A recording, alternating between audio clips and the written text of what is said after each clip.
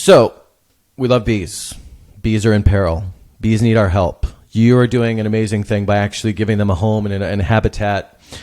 What can, what can the rest of us do? I mean, some of us could obviously start our own hives. What else can we do, though, to help the bee population? So I hate to bring this into a political spectrum, Okay. but obviously your voice is more important probably than your dollars when it comes to beekeeping. Mm-hmm.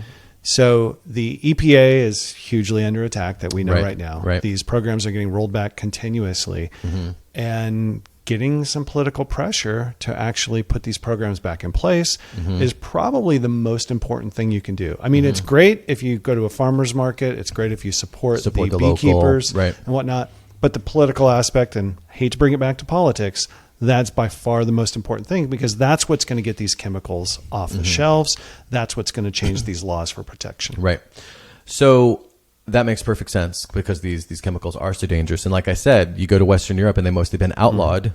And so it's just stunning that we're rolling these things back. But again, like you said, so beyond that big step, that very important step, what are some smaller things, though, that people could do? Planting bee-friendly plants. And does that just mean flowers, or is it more specific? Well, the funny thing is, I think the bees really like Prince or something, because anything purple they just go after. Really? All right. So if you hit lavender, or if you hit sage, right? There's something actually called bee bush, which is I forget the name of it, fox something. All of those will attract the bees. But also there's goldenrod, which isn't purple, it's yellow. Yeah, that's the monarchs love. Yeah, the monarchs love it. So anything that a bee likes, a butterfly will like as well, and a hummingbird will like. Yes, yeah. Yes. Okay. So I would say that either you have a garden and you can actually plant it, or there's plenty of places in San Francisco you can just drop a few seeds. Right, just drop a few seeds. Actually, outside the Whole Foods at Market and Dolores, they've taken the whole medium strip on Dolores, and I don't know if Whole Foods did this or if it's a community thing. I can't tell. And it's a bee garden, and it is just this massive. It used to just be grass, and it's a big space, and it's just all these flowering. And never mind the aesthetics. It's doing the good for the bees. It's doing good for the aesthetics. So yeah, even in urban spaces like that, there's plenty of opportunities.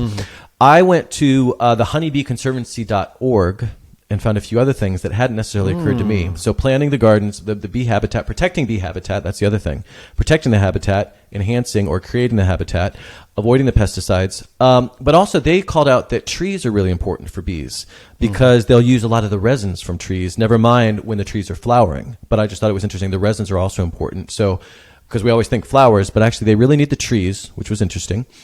And then bee baths. Are you familiar with that idea? That you can create, you create baths, and because the bees need water, like we did talk about earlier, and the idea being, particularly where we live, even though now we've made up for lost time for our drought of 4 or 5 years, but particularly in areas where there's not a lot of water, you just have this, it's like a bird bath, but it's for bees, but you put pebbles in so that the bees can land on the pebbles, stand on the pebble, and drink. That's fantastic. That was a curious idea. Yeah. Start a hive. And then, like you said, support local beekeepers. You can also go to the honeybeeconservancy.org and you can sponsor a hive. Oh, that's fantastic. Which is another thing. Yeah. So that looked like, again, I just skimmed that last night when I was preparing for today, but that looked like a great organization.